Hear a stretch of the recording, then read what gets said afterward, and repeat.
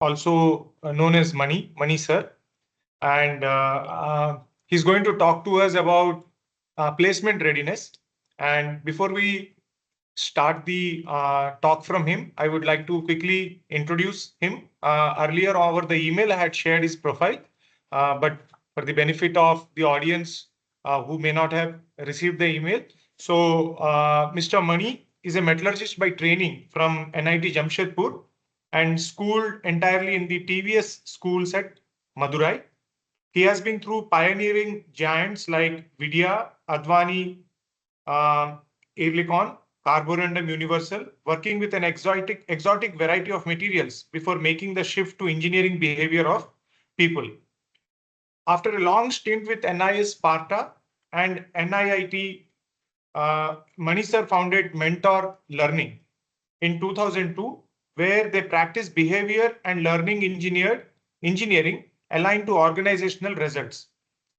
Manisar's work in consulting and facilitation revolves around developing mentoring systems, culture, visioning and leadership team bonding, organization development, learning and leadership development, psychometric and competency assessments, business mentoring for SMEs, and executive and team coaching, amongst others.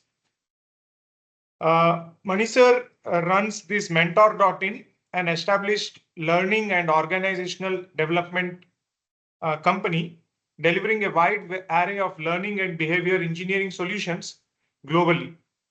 Life skills for students, employability, and placement readiness are some of the happening areas at Mentor. Indexing qualitatively the placement readiness using a remote assessment, which consists of MCQs plus conversations, and offering pointed feedback is one marquee approach for them.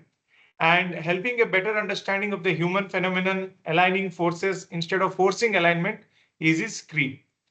Now, this was from his profile, and I would like to share some of my personal experiences working with him. So, January 2014, I think we met in Great Lakes School of Management, Institute of Management, and my previous employer, Sen Goben, had organized these interaction sessions with Mr. Mani. And we had almost 1.5 days or 2 days of intense interactions, and that was for developing our presentation skills and things like that. And I must say that I had a very wonderful experience interacting with sir, and it definitely had a long lasting impression. His interactions and his teachings had a long lasting impression on me, and it made me a better presenter, if I may claim so.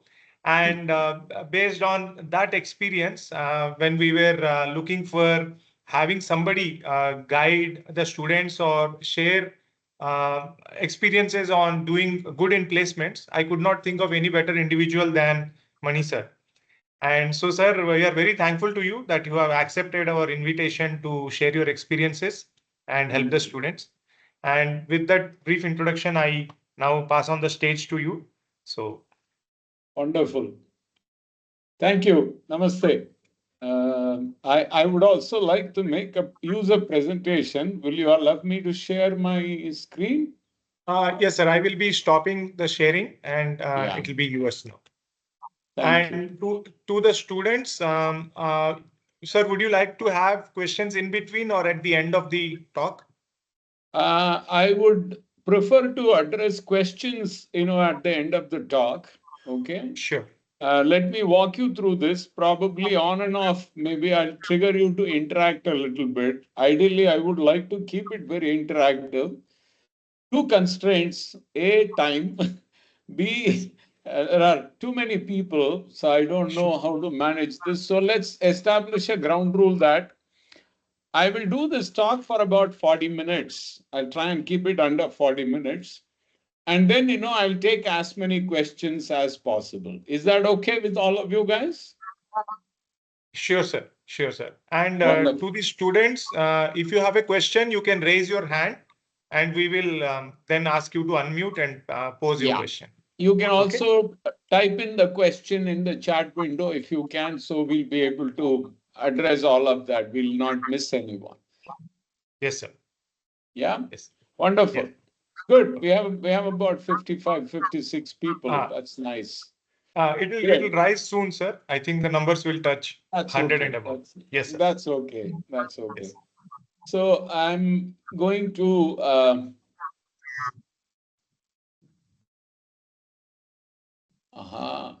so there is some. There's an arrow button at the top, sir. Says share. Yeah, that's right. That's right. Give me a moment. Yeah. Sure, sir.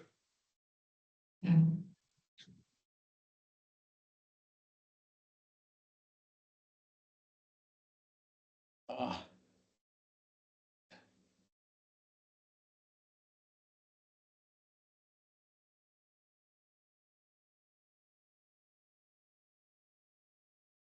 Mac is troubling me. Just give me a moment. Yeah.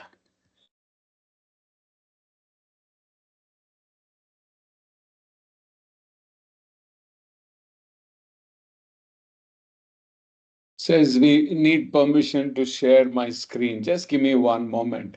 Can I join from the, let me join the thing from my web browser. I think it will not trouble me. Just give me one moment. I'm going to log out and log in one few seconds. No problem, sir. No problem, sir. Thanks.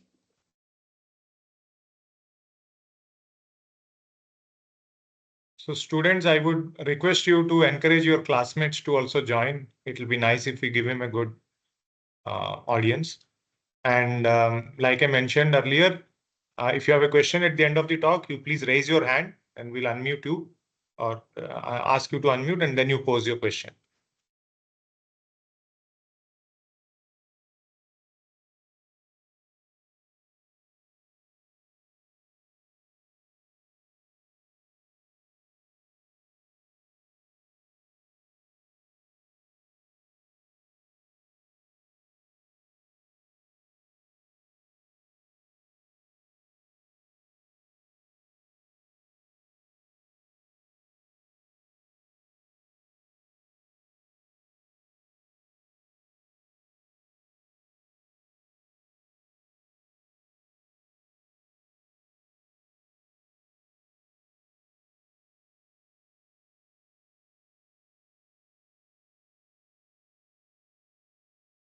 Some ridiculous problem in sharing. It is troubling me with security and privacy settings.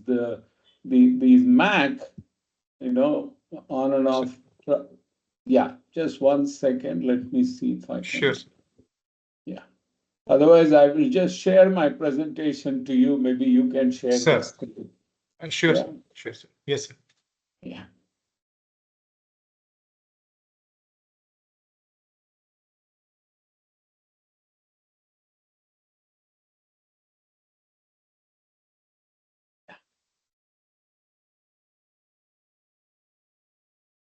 Yeah, I think we should be fine.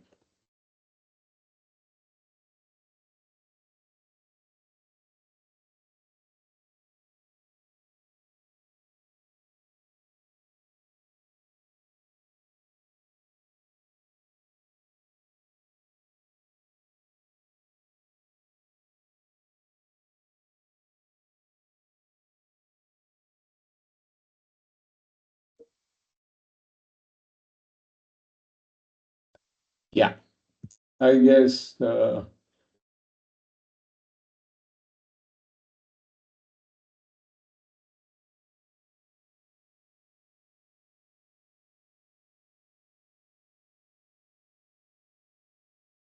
you see my screen? Yes, sir. I can see your screen. Wonderful. Okay. Brilliant. Yeah. And the talk is recorded, sir. So yeah. That's fine. That's fine. This is beautiful. Yes. So you can see the step up, become career ready screen, right? Yes, sir. Yes, sir. Awesome. Very good. Hey, good to connect with all of you guys. I'm very happy. It's always nice to speak to younger minds, and I hope I expect to learn as much as I can during this conversation. In fact, I don't know if you are looking forward to the talk. I'm looking forward to the Q&A session. Right? Wonderful. So let me start with a blessing. Yeah, I'm old enough to bless you guys. Okay, so let me start with a blessing. May you never get a job. That's my blessing. Okay. Before you start cursing me, let me complete the blessing. But find a career that brings you joy as much as prosperity. That's my blessing. Okay. Yeah. Now, way back when I was in college, that was about some 35 years ago, I went to NIT Jamshedpur. And I remember those were not times like this. Okay. India was not totally job ready um, market. Okay. Uh, as a ground rule, can we all mute ourselves and unmute only when necessary? Yeah, students, please keep yourself in mute mode. Yeah. Wonderful. Thank you. Thank you very much. So, about 35 odd years ago, I founded a student run placement cell in my college. Okay. I was one of those student leaders. Okay. And those were times when even in an NIT, not everyone would get placed. We all had to go out and hunt for jobs in the market. Okay. So that was the time. So when I founded the placement cell, a lot of people would come and anxiously ask me, Money, will I get a job? Money, will I get a job? And I would tell all of them, no, you will not. And they would get very angry with me, okay? And they would say, why is Money saying like this? Then I'll calm them down and tell them, look, don't hope to get a job. Aspire to find one, okay? And that is my primary message to you, and that's my blessing. You know, a job is as much a kind of a business or skill entrepreneurship like anything else. You trade your skills. You must do it for the right value and the right reasons, okay? And it is that confidence that changes things, okay? Um, I wanted to give you a very, very interesting perspective to this whole idea of placement. Yeah, and over years, over the last about, I would say, a decade, we've been researching student mindsets. We've been looking at, who gets placed, who doesn't get placed, why is it that they do, so on and so forth, right? And I'll give you the context of what kind of gives me a kick in doing this kind of research, okay, later, a little while from now. Now, there was a reason why I sent these 10 questions to all of you. I hope you all had a chance to reflect on these 10 questions. Can I have a show of hands of how many people attempted to do that?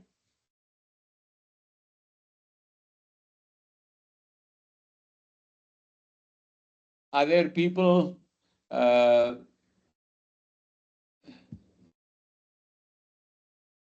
Yeah? Did any of you try? Okay. I assume some of you, have had a chance, okay, yeah, Suryakant says yes. I hope many of you had a chance, okay, to reflect on these questions.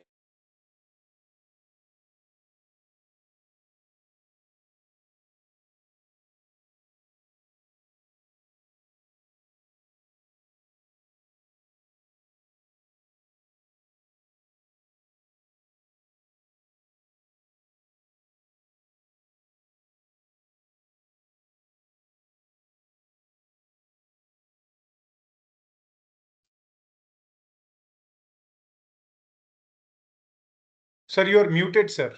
Yes. Can you see my screen now? Yes, sir. It's visible. Wonderful. So I'll continue. I wanted you to reflect, okay, because talks are not about information. And, I've always believed that these are opportunities to make you think and find the right answers, make you ask the right questions. Now, so that was the reason why I kind of shared this. Let me kind of go forward, okay, with my talk.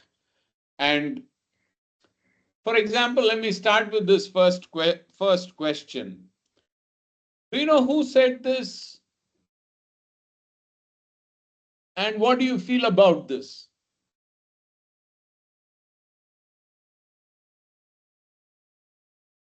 That's a very insulting statement, isn't it? Right? Yeah. Men go to any extent to avoid the labor of thinking. Is that true? I'm sure it makes all of you wonder, okay, and think about it. Right? Actually, this was said by Socrates. And Socrates was a guy who lived as far away as Greece. And most of you recognize the name. You know when he lived? 2,500 years ago. In a place as far away as Greece. And what is Greece today? It's a bankrupt country, right? But we still seem to recognize the name Socrates. Look at how long and far the brand has survived. It has survived 2,500 years. Do you know why?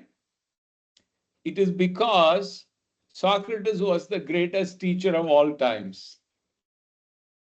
So Socrates was the guy who kind of completely turned around, okay, the idea of teaching or imparting education on its head.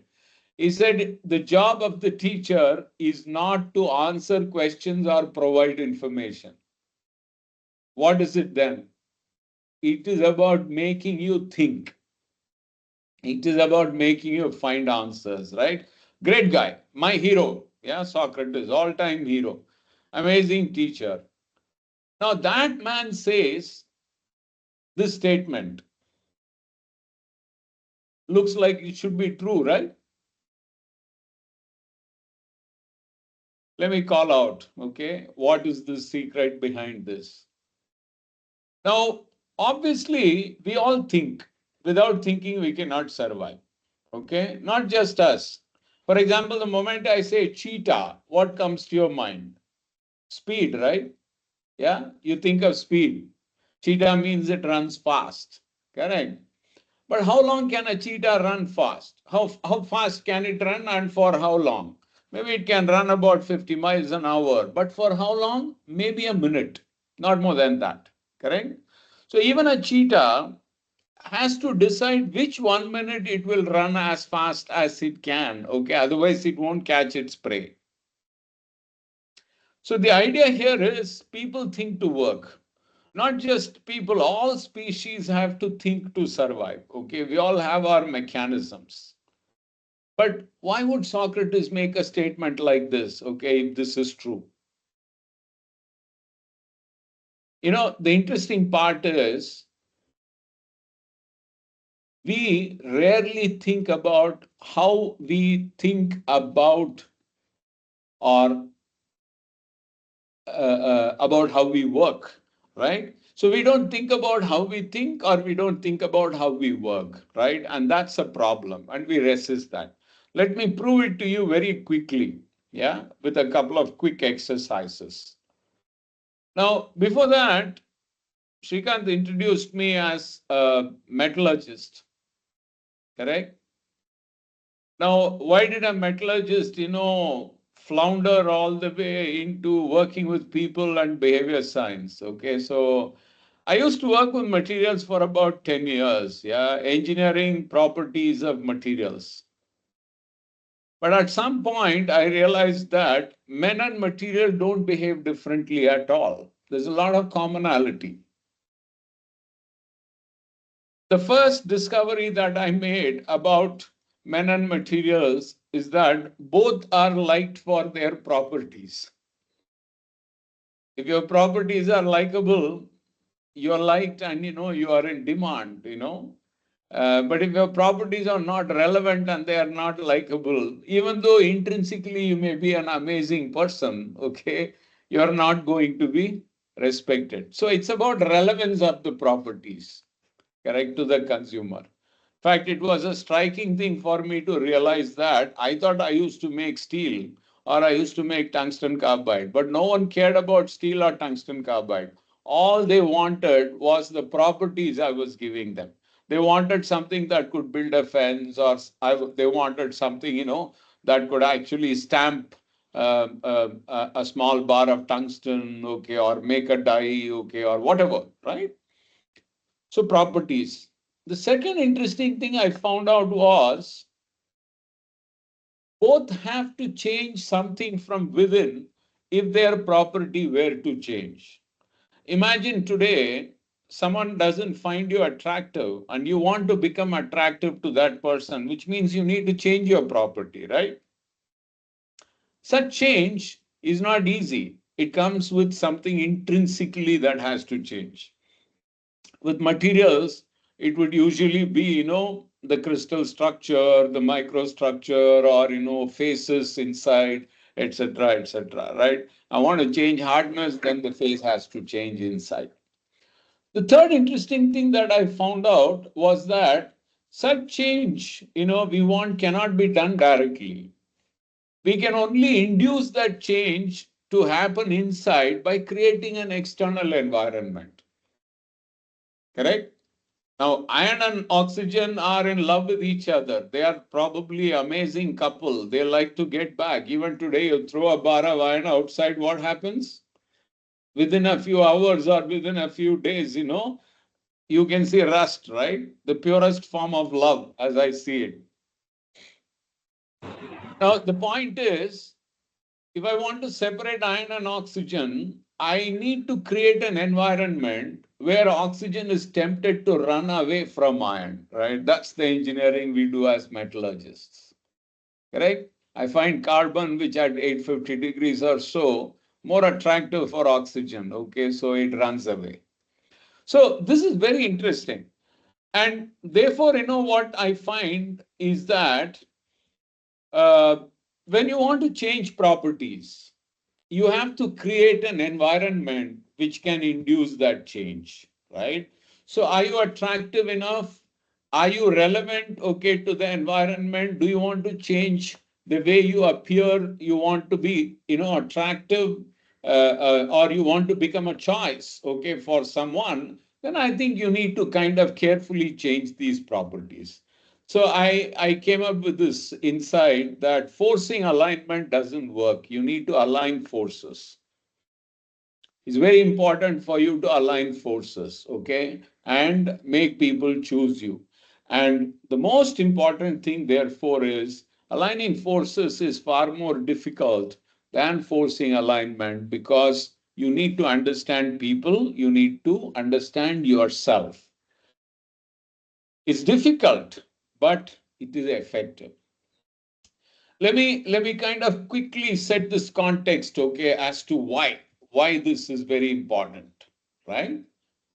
Um, what do you see in this picture? Can you all see my screen? I want a show of hands as to how many of you are seeing the old lady. Okay, okay. How many of you are able to see the young lady? I want fresh show of hands. How many of you are able to see both?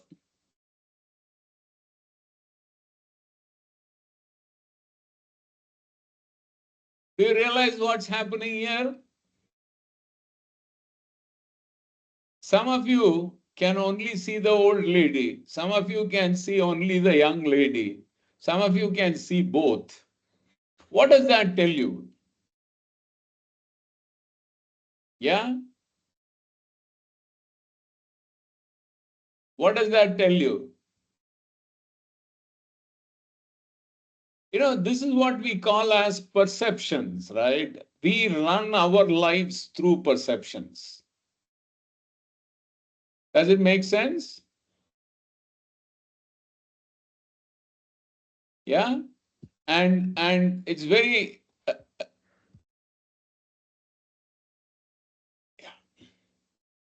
So it's very important for you to understand that we only see what we want to see, right? Okay. So, and similarly, other people only see what they want to see. Okay. Perceptions are very, very important. And I'll tell you very quickly why contextually this is crucial, okay, in the placement process.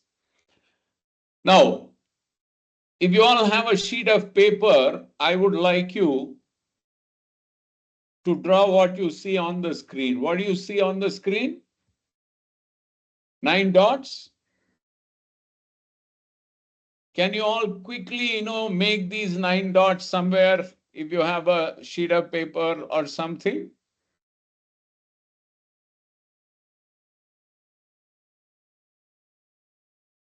Yeah? I hope you all have done. Okay, so I'm going to now give you a little challenge. Can I ask you to connect all these 9 dots using just 4 straight lines without lifting your pen off the paper? Meaning, do it continuously, 4 straight lines without retracing or, going back on any of the lines. In one continuous movement, can you connect all the 9 dots using 4 straight lines?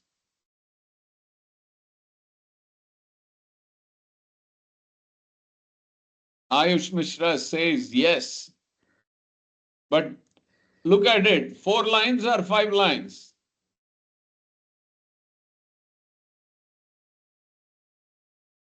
Okay. Now, some of you may have attempted, some of you may have seen this earlier, but many of you may be struggling. So in the interest of time, I'm going to give you the solution. Just take a look at my screen. Yeah? 1, 2, 3, and 4. What are you struggling with? Can you see that? You are struggling with your own barrier. You created a barrier within your mind that you should not go beyond the 9 dots. Many of you are struggling with that. Those of you who didn't have that barrier, who could break it, went out of the 9 dots, okay, and then, managed to kind of crack it in 4 straight lines. The rest of you would have comfortably done it in 5. Yeah, the difference between 4 lines and 5 lines here is what? It's your mindset. Now, what do you see there? A Roman 9. Now, I'll give you the option to convert it into a 6. You can add 1 extra line anywhere you want, above, below, sidewards, wherever. You got it?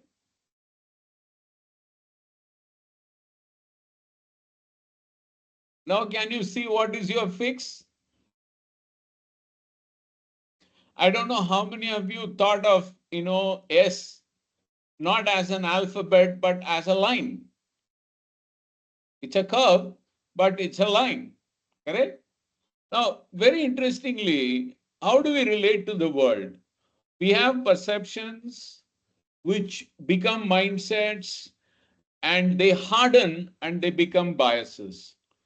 So invariably, if you really look at the idea of placement, okay, I wanted to kind of help you deal with these barriers. I call them as cognitive barriers to thriving. Our enemy is not outside. Our enemy is right inside us, okay, within us. So I wanted to help you clarify, gain some perspectives on placement that should help us pursue placements joyfully and hence become successful. In fact, over the last 5-6 years, we have created a lot of material and processes, okay, to help many people confidently and joyfully pursue placement. And I'm going to give you pretty much a gist of, what is it that we are doing. Does that make sense? Is the context clear? Good. Now, Let me start off by this very fundamental question. Okay. I'm sure you've heard of this word intelligence, right? Now, can any of you define intelligence for me? Don't Google immediately. On top of your mind, what is intelligence? మీరు కూడా వాటి intelligence అని అడుగు. Hanji? ఎక్కడ చూస్తేనే తెలిసిపోద్ది పంచాయతీలు. Okay. Can you put your answers in the chat box? I would like to quickly see. Yeah.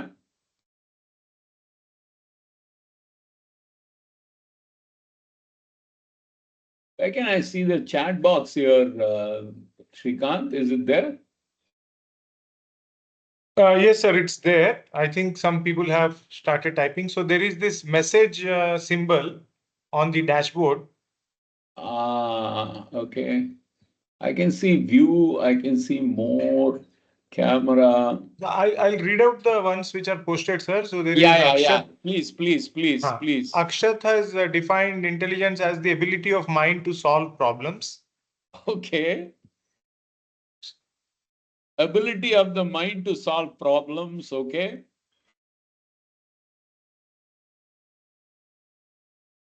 Anyone else? You know, I have found people really struggling to answer this question, you know. But intelligence is something that we keep encountering on a daily basis, right? Okay, it's not something new. You know what is the answer to this? Intelligence is nothing but response to stimuli. But many of us connect it to knowledge, we connect it to information, we connect it to expertise, okay, blah, blah, blah. Intelligence fundamentally is responding to stimuli. Now, I'm going to give you a little quick simulation. I want all of you to visualize and imagine what I am saying. Yeah? Are you okay?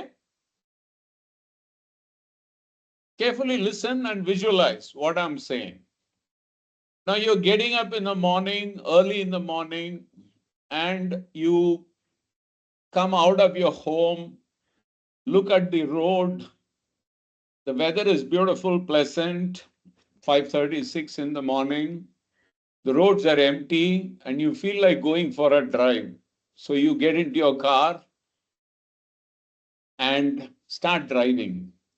What is the normal tendency? Empty roads and pleasant weather, you tend to push the pedal, right? You get into the accelerator. You push the accelerator, start driving fast, correct? You keep moving, you whistle to yourself, and you're enjoying your drive. And as you're moving a little up, suddenly 20 feet in front of you, you see this old man coming from a bylane on the side, okay, in a bicycle. You notice him only 20 feet in front of you. Yeah, you saw the old man. What will you do now? Obviously, you'll brake, right? You'll apply the brake. As soon as you apply the brake, what's the most spontaneous thing you will do? You'll curse, right? After you curse, are you happy? Not really. You feel numbed. Now, let's just replay very quickly. Ask ourselves, as soon as you saw the old man, did you get a feeling? Did you get an emotion also? Obviously, yes. You remember that raw fear, okay, that you experienced as soon as you saw that old man in front of you? Happens to most of us, right? So fear happened immediately after you saw the old man. As soon as you applied the brake and you realized you were safe, what was that feeling? What did that feeling transform into? It became anger. And after you cursed, the anger drained away. What do you realize? Or what do you feel? Sadness. Correct? Now let's try and kind of look at this as a schematic. There was a stimulus, you saw the old man, it created an emotion, and then you responded to it. And then the response became a stimulus, then an emotion followed, and you responded to that. And subsequently, the other response became a stimulus, blah, blah, blah. This is a chain, okay, that dominates our life. Now tell me, when you cursed after applying the brake, what were you responding to? Were you responding to the stimulus, or were you responding to the emotion that followed the stimulus? Now, some reflection will tell you that we often respond to the emotion that follows the stimulus and not the stimulus itself. So what is intelligence? It's not knowledge. Intelligence is responding to stimuli in spite of your emotions.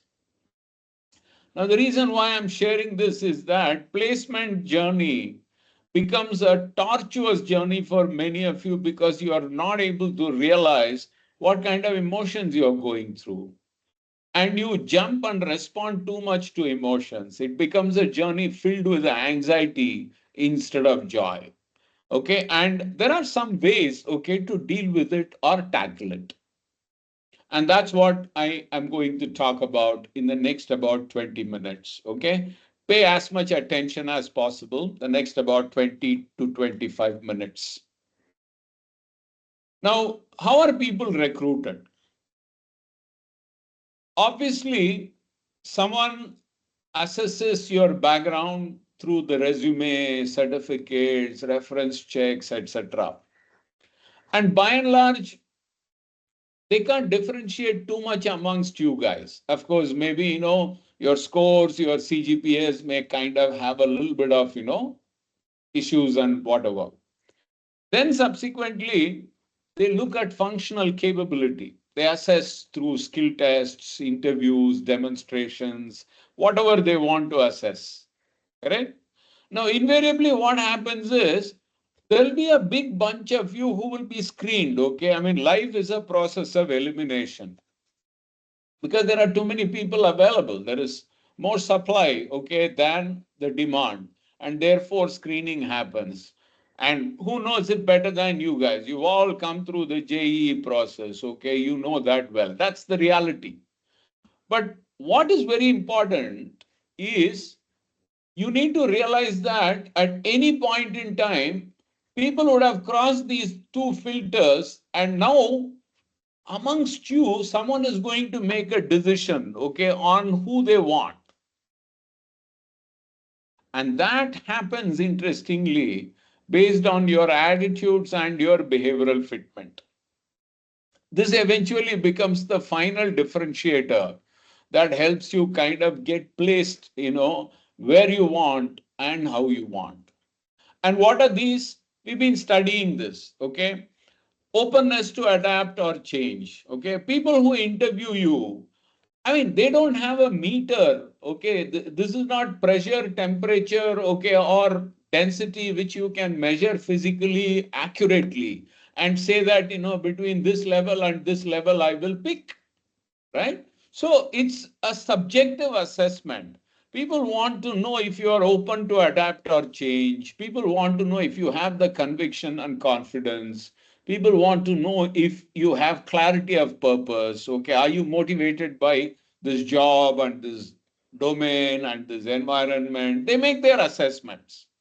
They want to know if you have a good work ethic, you have diligence. They want to know if you can communicate effectively. They want to know if you collaborate and you team play well. These are important characteristics that people assess. So, how do they know? Very simply, do you handle objections confidently and calmly? Do you sound like, you believe in yourself? Are you clear and firm about your preferences? Are you prepared? Are you serious about work? Are you articulating and listening effectively? Are you responsive to suggestions? Show initiative. You don't know how much people can make out so instinctively and intuitively. You can't even go back and question. So the best thing is to work backwards. If you want to have a lovely, joyous placement journey, I have some very concrete and yet very simple, okay, profound suggestions, okay. Hear me out, okay, in the next 15-20 minutes. First of all, it doesn't matter what role we are trying to apply for or seek. Remember that we need to convince a recruiter to trust us and find us reliable enough to be hired, because he cannot hide his decision. His decision is going to be examined and questioned, okay? And therefore, you need to make someone be convinced, trust you, find you reliable enough, okay, to be hired. How do we do that? Okay, so there are some 5-6 items that are important.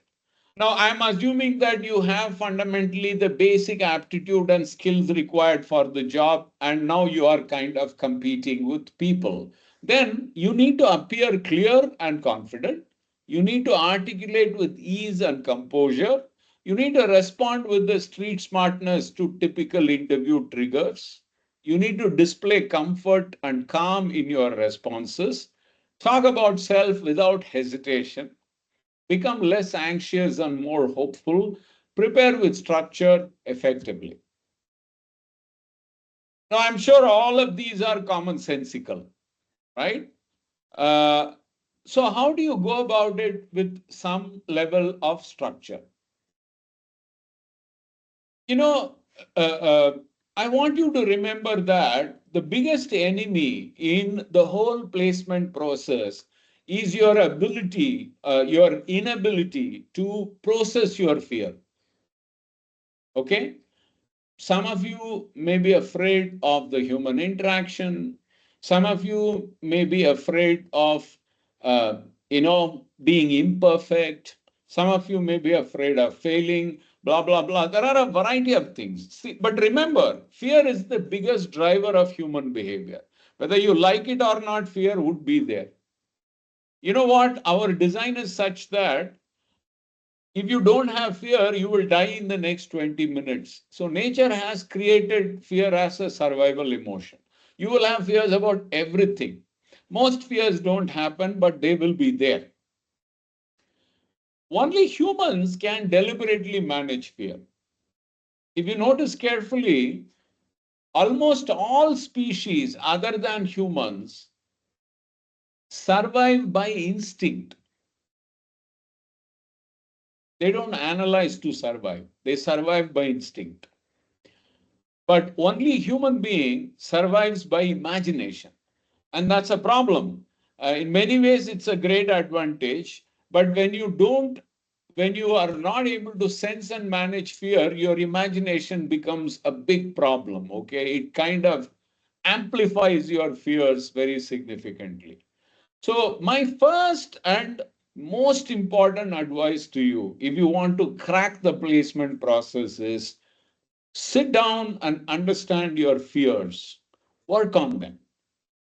Your fears are not true. In fact, a lot of our research tells us that 93% of all fears that you experience don't become real at all. It's pretty much like the insurance game. It's probability, right? So I'm not saying ignore your fears.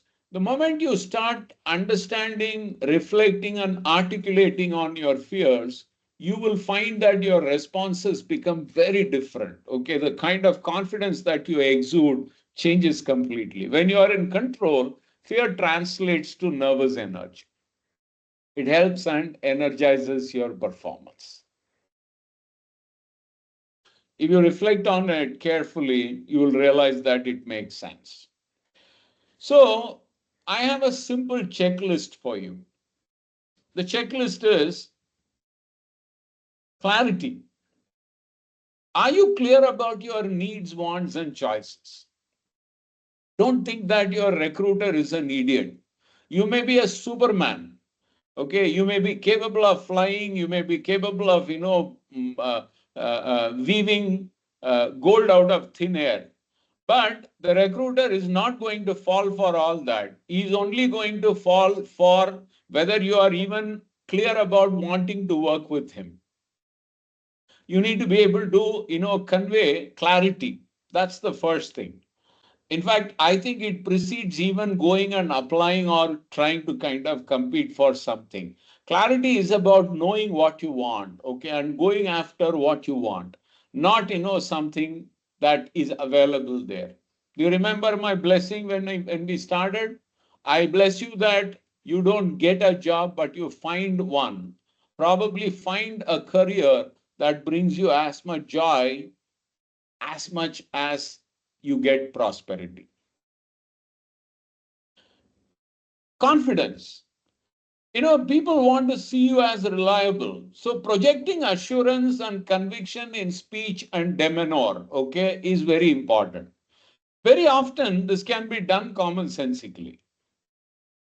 When you talk to people, nowadays we live in an era of technology. You don't even have to have anyone else to give you feedback.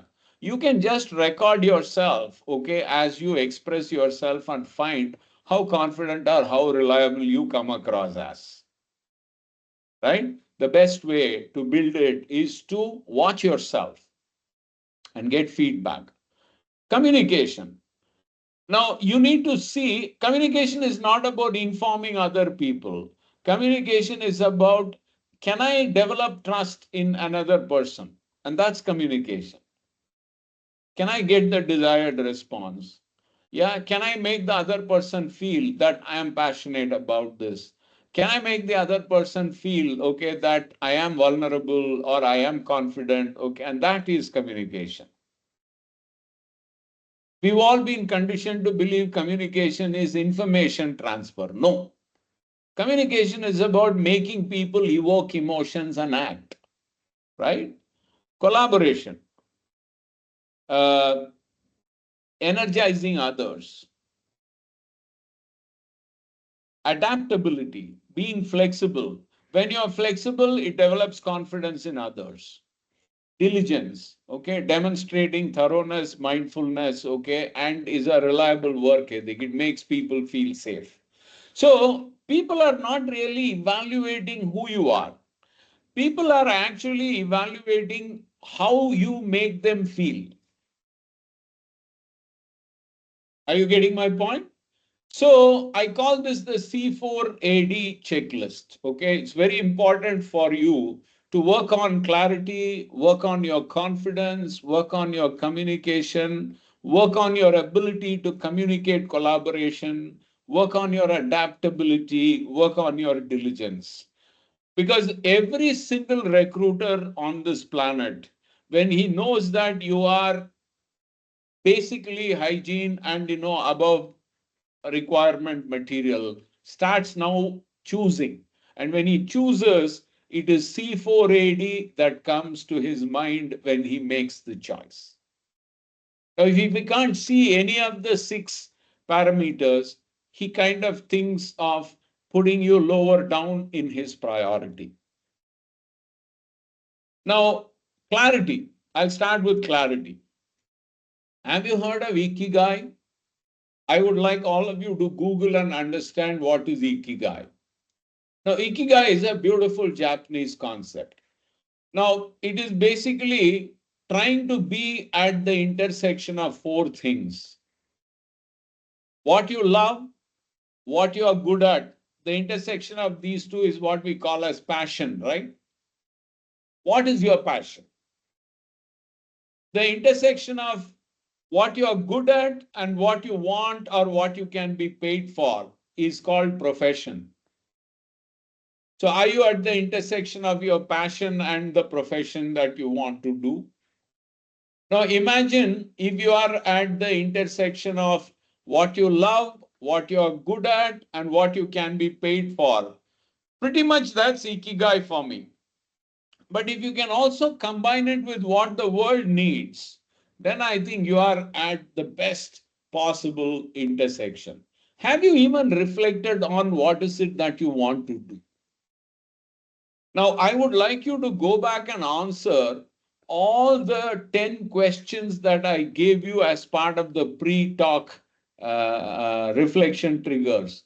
If you're able to clearly answer all of them, I'm telling you, you will have my blessing turning to reality. You will find a career that will bring you joy as well as prosperity. So it's about paradigms and perspectives. Now, one of the things that I find people not doing is, I call it as the PTC matrix to understand any job that you are applying for. Okay. For example, if I want to apply for something, okay, I mean, I find it very attractive. The first thing, what is the purpose of that role? What will be your responsibilities?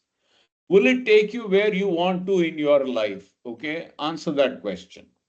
If the answer is yes, and you are curious about it and you want to attempt that, then immediately start preparation.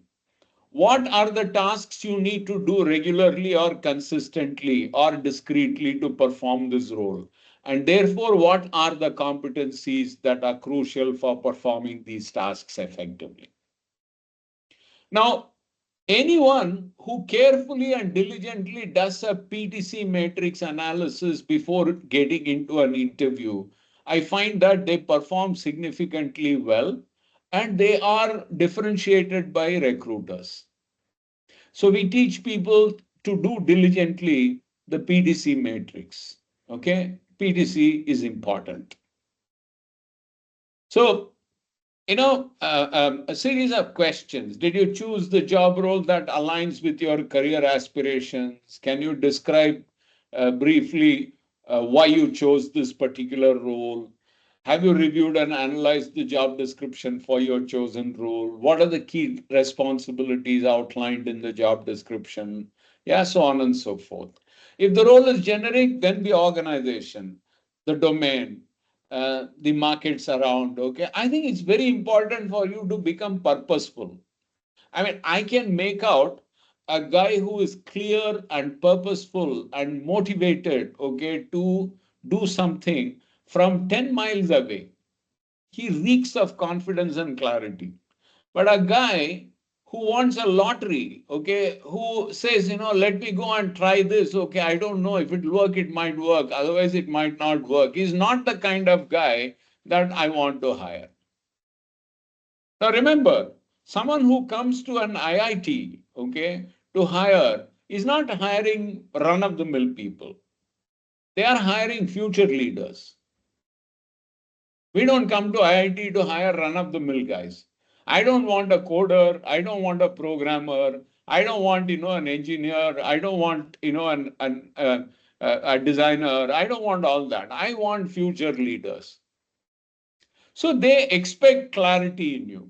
So do the PTC, do the job review, do the preparation carefully. Okay. Don't worry about making too much notes in too much of a hurry. I will share this presentation, Shrikant. You can share it with all those who attended. Yes, sir. Yes, sir. Yeah. And for example, someone asks you to give an intro. Don't recite your bio. I'm not interested. I can read your bio. When I ask you to introduce yourself, I'm looking for what's your story. Yeah. So, you may tell your background, but who are you? Give a crisp description. Talk about your capabilities, skills, hobbies, interests. Talk about your accomplishments or certifications. Talk about what differentiates you from others. In fact, I will keep the first four limited, maybe the first three very limited. I'll focus on, the fourth and fifth largely. You get my point? Okay. I mean, it's about conveying purpose. It's about conveying suitability. It's about communicating why you are relevant to those people. Right? Which means if you don't understand what they want, or if you don't understand what they are looking for, then you are not even in the game. Yeah. So you're all engineers. Engineers don't pray and hope. Engineers define the end and work backwards. I call it as begin with the end in mind. Okay. Now, remember, you cannot not communicate. Even when you remain silent, you communicate. Okay. So instead of communicating something which is not your intention, you need to purposefully design what you want to communicate. And interestingly, communication is effective only when it gets the desired response. If I want all of you to get angry now, I need to design what will I do now to make you feel angry, because my expectation is that you get angry, right? I should do something that makes you get angry. I don't have to give a lecture for 45 minutes about what is anger. I can make you feel angry in a jiffy. Yeah? And articulation is effective only when others perceive conviction, confidence, and enthusiasm in what you are delivering. I would like all of you guys to watch, maybe this Richard Attenborough movie called Gandhi. Okay, watch how Ben Kingsley talks. Or watch this movie called Scent of a Woman, okay, where Al Pacino speaks, okay. He's a blind guy, but he can get across what he wants, okay, so bloody well, okay, much better than many people who can see. Yeah. So conviction, confidence, and enthusiasm, okay, they are seen miles from afar. Work on that. And invariably, there are 5 things that I find people struggling with. Okay, these are the barriers that I find people invariably not able to get out of. Feeling judged or evaluated. Don't care about it. Okay, who's the world to tell you who you are? You know who you are. Fear of failing or being ridiculed. Okay, I have seen people learn so much from failure. Success is terribly overrated. Yeah, failures actually teach you a lot more, okay? And they're the ones that invest in you and, make you get out of it. And don't allow your identity or image, okay, to be formed by your, affected by your failures. Build them with your failures, okay? And I'm not sure of what to say. Doesn't matter, say it. My vocabulary or my language is poor, I am inadequate, or I need to be perfect about it. All of these are barriers, okay? Just be who you are and, talk about things. So I keep saying, prepare, plan your pitch, your pace, your pauses, and your propositions, okay? So these are the important things that matter, okay? And there are no perfect formulae for any of these. Trust your instinct, trust your common sense, look at what the other person wants, and then everything falls in place. Products don't mean anything. Doesn't matter what kind of technology they are made of. If they are not made of the way people want them, no one will touch them. Do you know what Steve Jobs' famous design dictum was? He said, design a product which people will be willing to stand in a queue overnight and pay a premium to buy. That's all. So guess, anticipate, extrapolate, understand what people want. Okay. A lot of us talk about this idea called win-win. You know what that is? Very simple. If I give you the win that you want, you will be morally obliged to give me the win that I want. Okay. You won't even think twice. Doesn't matter what the price is, etc. If I can give the recruiter what he wants, you will get, what you want. Right? So, who's my audience? What do they like? What do I want them to do or feel? What content will suit this purpose? How can I be brief and logical and to the point? How can I make it interesting to them? Or what should I avoid doing that could distract them? These are the fundamental things that you worry about. And, there are many interesting tips. Okay, I'm not going to waste time on that now.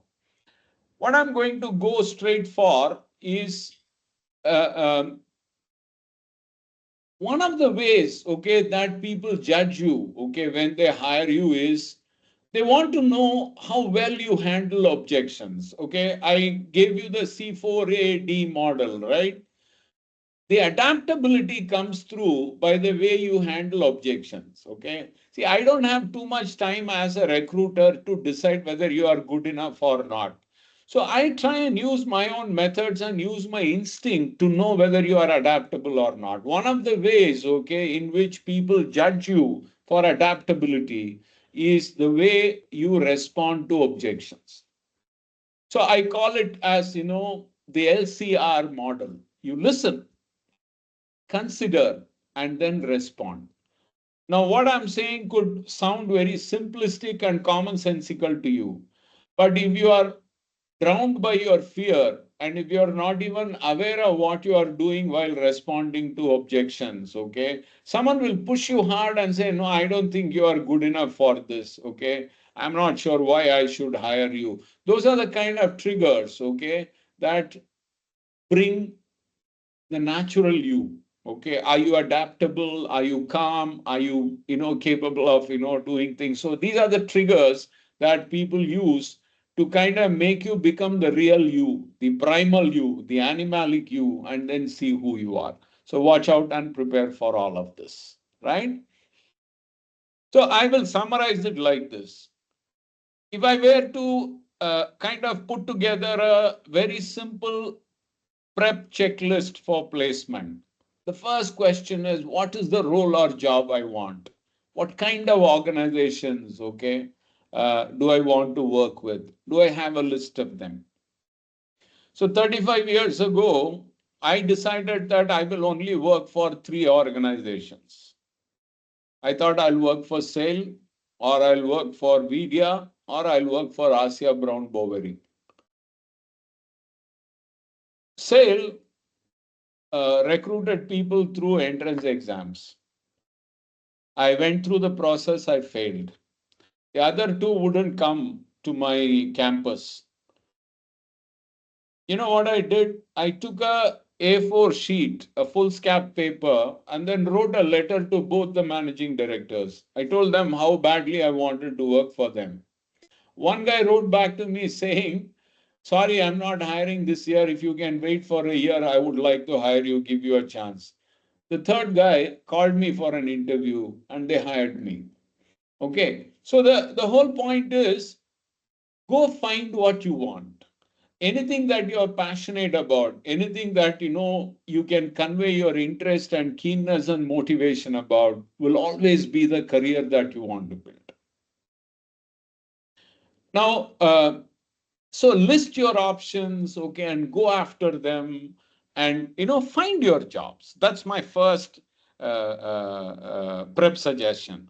Second, okay, you decide to go for an interview. Do a PTC matrix for the role.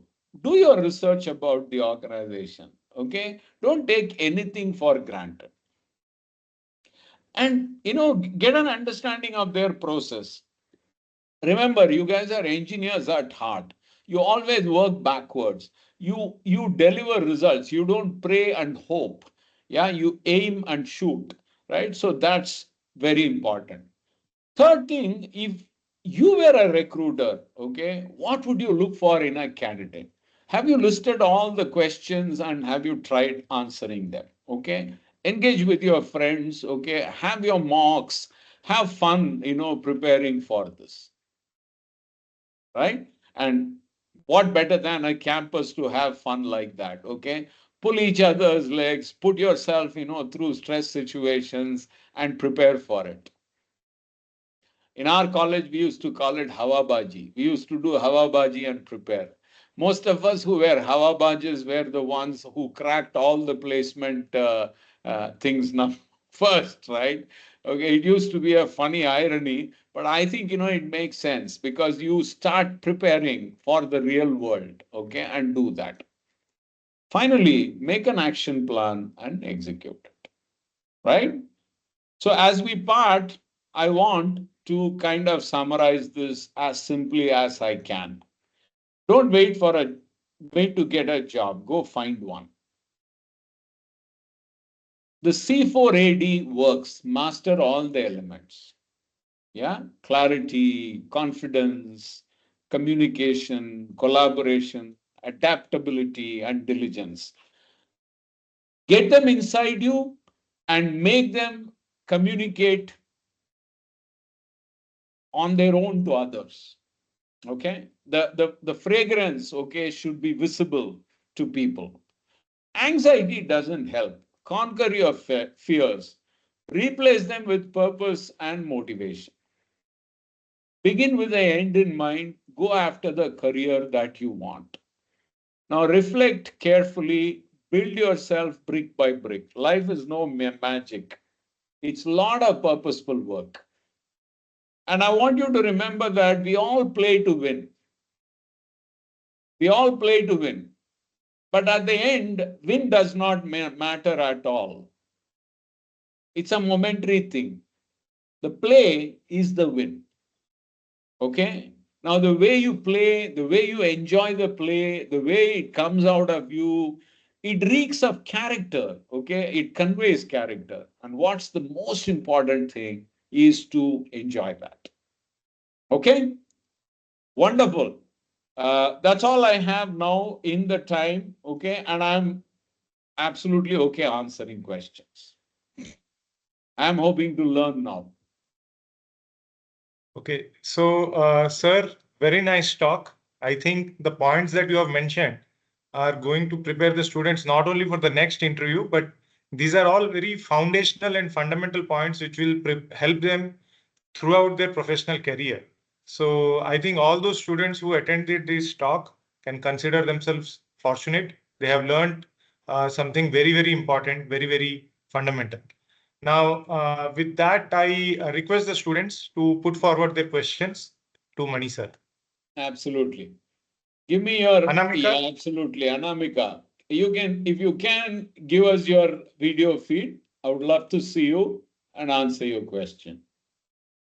That's very nice of you, sir. Thank you, but it's okay. Right. So I have this question. If you were offered like multiple job offers and you like all of them, but one of them offers enough facilities and stabilities but pays less, and the other one doesn't have that much facility or stability but brings out more of you. So which one would you prefer? Yeah. So, I'll always focus on my passion more than my profession. Okay. Because I want to come back home happy. I want, to grow. I want, to put in the best that I can into my job. So your criteria must be clear to you, Anamika.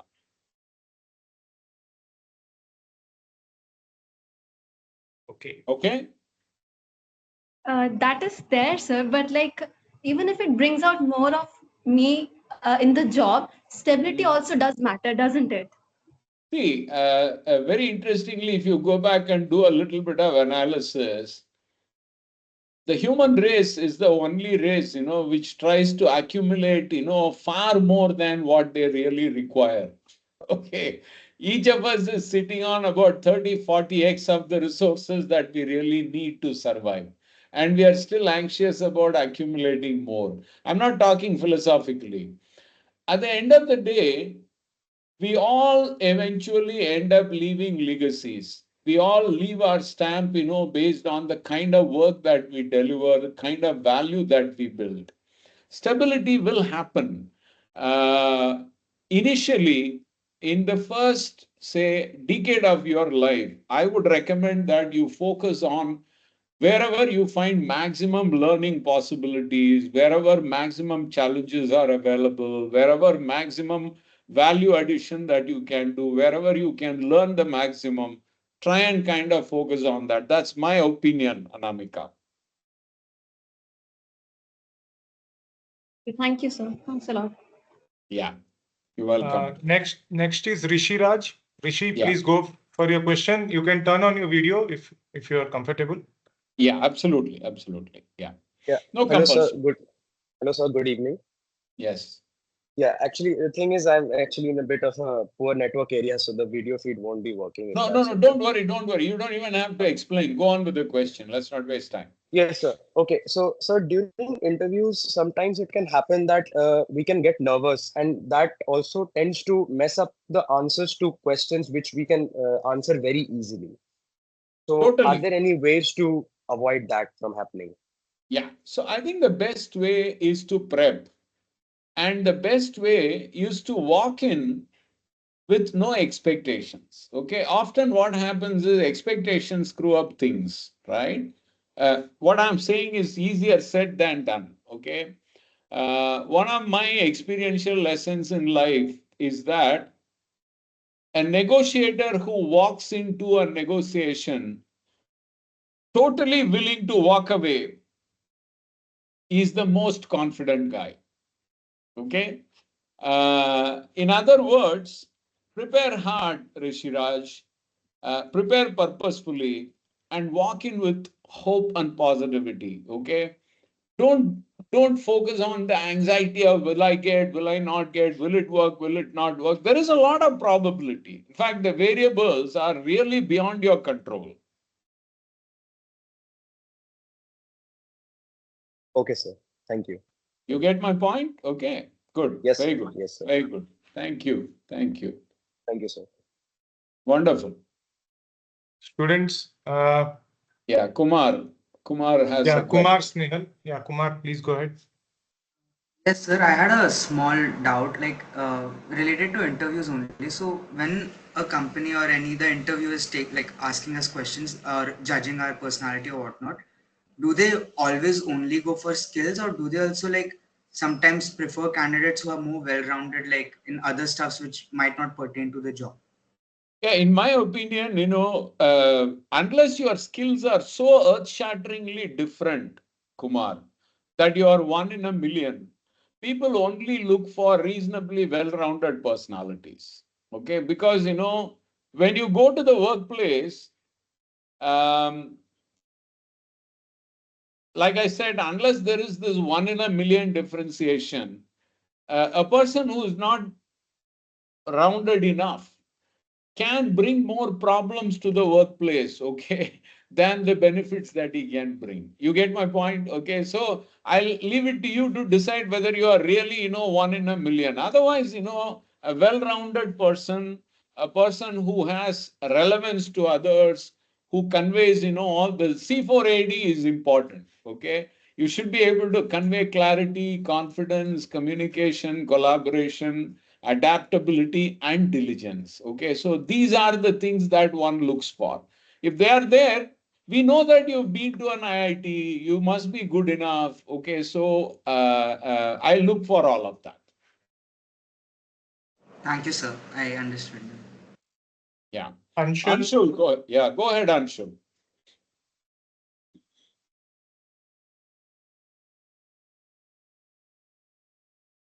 Yeah, Anshul, Anshul. Anshul, are you muted? We are not able to hear you. Yeah, probably some audio issue. Otherwise, Anshul, you can type in your question. In the meanwhile, we can have a question from Vani. Yeah. Hello, sir. So, as we talk to students here, we get to know that they're trying to dabble into multiple roles at the same time. So, they're unable to get ready for one role in a really good amount of quality. So, how should we like decide in what role we should really prepare for the most and then take other role as just bystanders? Vani, this is $1 million question. Okay, I am 54. I still am not very sure if I'm doing exactly what I want to do in life. Okay. So it's a tough question to answer. But I'm telling you, you need to see these are not things that you will learn overnight, okay, by one Google search or probably if you ask ChatGPT. These are matters of the heart. You need to start reflecting. Okay, what is it that you want? Okay, in life, what do you want to be known for, or what excites you? What are your aspirations? In what ways do you want to contribute or build value? So these are things that you need to constantly reflect on. Trust your instinct, okay? Sometimes, I'll tell you, Vani, the biggest problem that I find in people of this age, today's age, we trust too much in logic. We think, everything is objective and, evidenced. Okay. Some of these things are not. You need to open yourself and listen and trust your instincts. Okay. Now keep reflecting. I suggest you journal, okay? Write as much as possible about, what you want, what works for you. Talk to people, okay? Try and understand realities. Many times we build a illusory world in our imagination and assume that this works or that works or this is what I want or that's what I want. Many times, the reality may be totally different. So try and understand, do your research and take your chances in life. Do you go to KFC, Vani? Yes, sir. Do you know when Colonel Sanders founded KFC? No, but like a long back time. When he was 69 years old. Okay. Can you believe? So I want you to kind of enjoy yourself, okay, and make your choices passionately, okay, and take chances. It's okay. Yes, sir. Understood. Yeah. You guys are anyway cream de la cream, okay? You guys are the chosen ones, okay? So I think you guys should do what you want to do in life passionately. Yeah. Anshul, can you now? Has he typed in somewhere the question? No, sir. I think he's trying to speak over his Yeah. mic. Yeah, Anshul, we are maybe not able to. Anshul, sometimes it works. Quickly log out and log in. You should be able to kind of get this sorted. Yes, sir. Someone else Yeah. tried.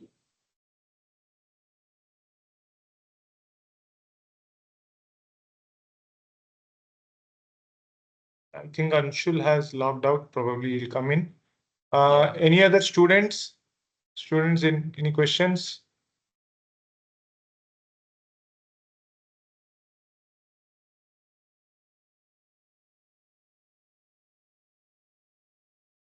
Yeah, Harshavardhan. Yeah, Harshavardhan, Yes. please go ahead.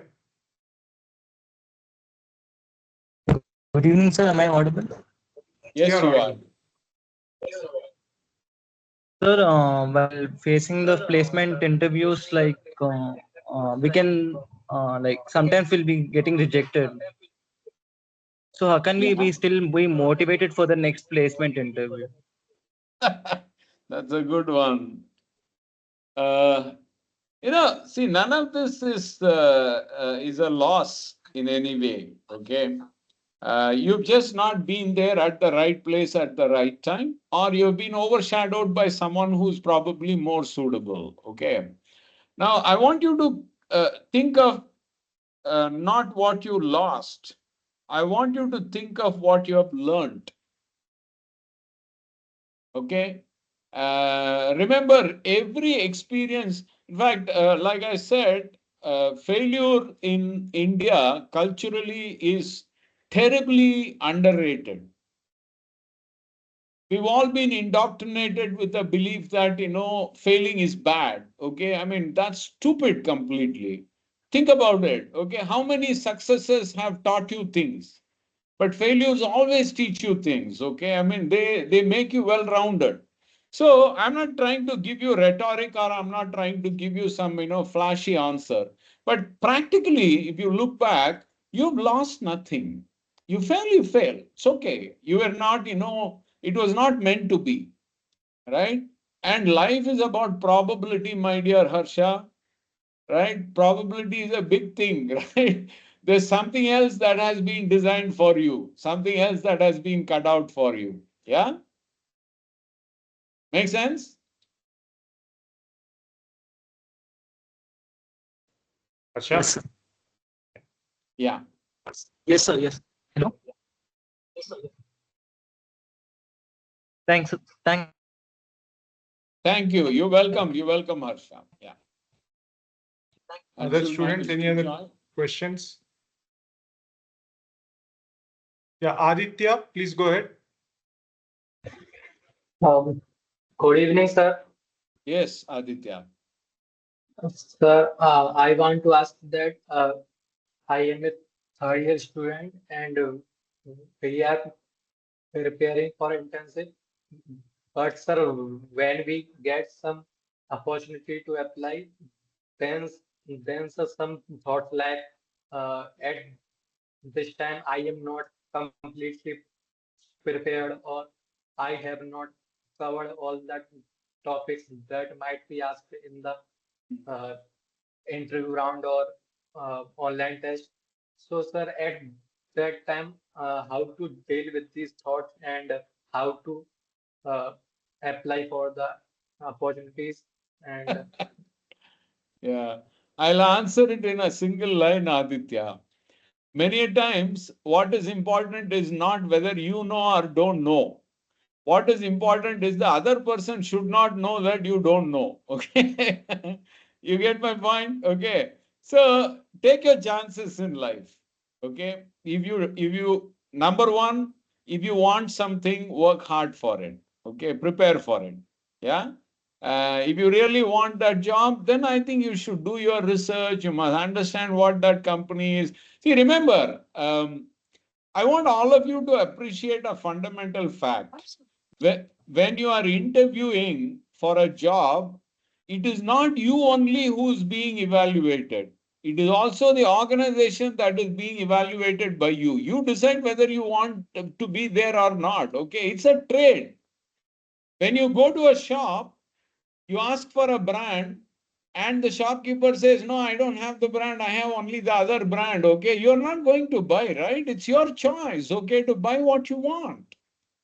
Okay, so I want all of you to remember that you are already roughly 1 in a million. I don't know what's the ratio. IIT is what, 1 in 200, Srikanta, 1 in 1,000. Sir, it will be about 1 in 1,000, I think. 1 in 1,000 is a bloody difficult ratio, man. So you are special, number one. So when you go for an interview, be very clear, be humble, but remember that you are equally evaluating. You want, to know whether they are worth you. Correct? Yeah. So go with that kind of confidence, Aditya. Right? And remember, whether you know or you don't know doesn't matter. You ensure that the other guy doesn't know that you don't know. Okay, that's important.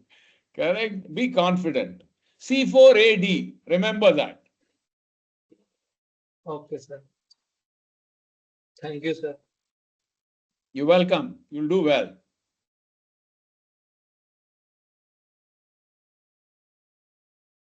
Other students?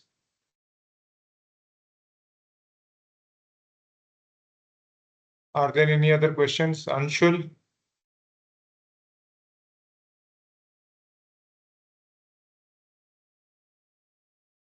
Okay. So if there are no other questions, then let's thank Mani sir for a wonderful talk. I think the lessons you have provided today are going to be they're like universal lessons and everlasting lessons. I think these students can carry these lessons forward with them and use them throughout their professional career, and they will stand in good stead for them. So, and sir, again, many thanks for taking time out of your busy schedule to interact with the students. I think it was it's very nice of you, sir. And absolutely, my pleasure. And, yes, sir. Thank so, you. So, students, can we have a virtual round of applause, or maybe you can turn on your mics and then let's give a round of applause to sir. Thank you very much. All the best. All the best. And, I would love all of you to find your career, find your jobs that, bring you a lot of joy as much as prosperity. I think you guys are chosen ones, already 1 in 1,000. So don't have any lack of confidence. Okay, go after what you want. And I pray that, all of you get what you want. Thank you. Thank you, sir. It's very nice of you, sir. Absolutely. Yeah, I'll share the slides. You can share it with your people. Sure, sir. Sure, sir. Bye. Thank you, sir, and have a good day. Okay, so students, with that, we come to end of this session. And thank you for staying with us. And I'll share the slides with you after I receive them from sir. Okay, so thank you all.